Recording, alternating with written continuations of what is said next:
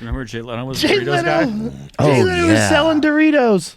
I think that's when Bill Hicks started attacking him. They didn't get along? No. I didn't know that. Did you ever meet Bill Hicks? I never met him. I saw him live twice, 2 or 3 times. I think 3 times. But I said hi to him. Like, like that. Like, hey, what's up? Was he like famous when you saw him?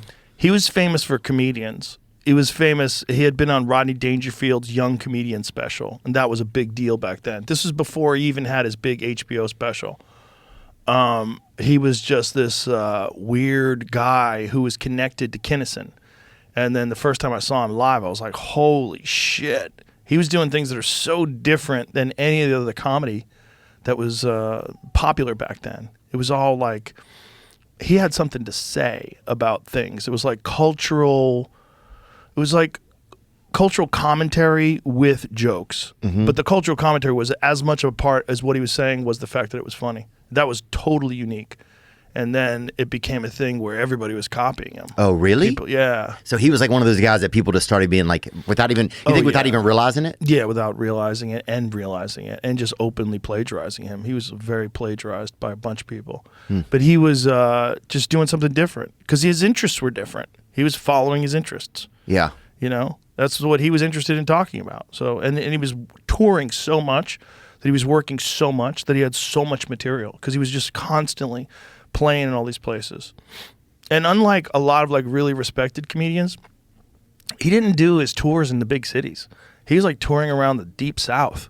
You know, he called it his flying saucer tour because everywhere he would tour was where flying saucers would be spotted, like these weird fucked up cities. And so he developed this like really intelligent act that would work on dumb crowds. Very unique guy.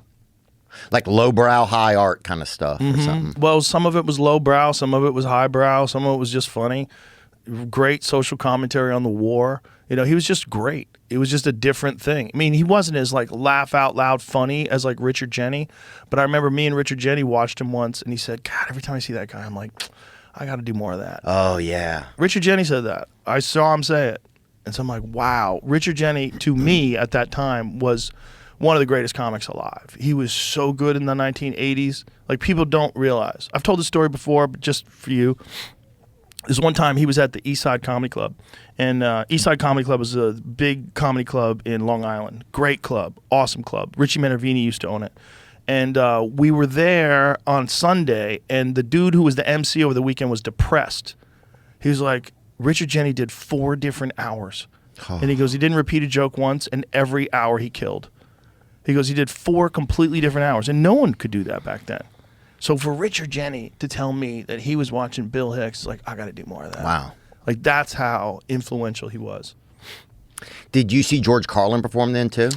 Yeah, I saw George perform a bunch of times. I saw George perform in a time where he wasn't doing so good. He was struggling with the drugs, you think? I don't know, man. I saw him bomb in New Hampshire. I took my roommates to a casino. We saw him play in a casino in New Hampshire, and he fucking ate shit. It was weird. It's like it wasn't worked out.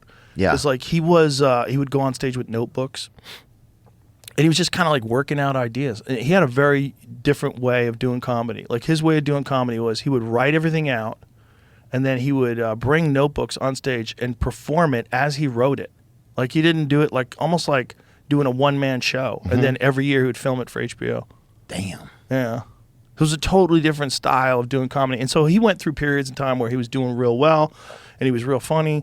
And then he went through some dark times where he was bombing a lot. And that's unfortunately the first time I saw him.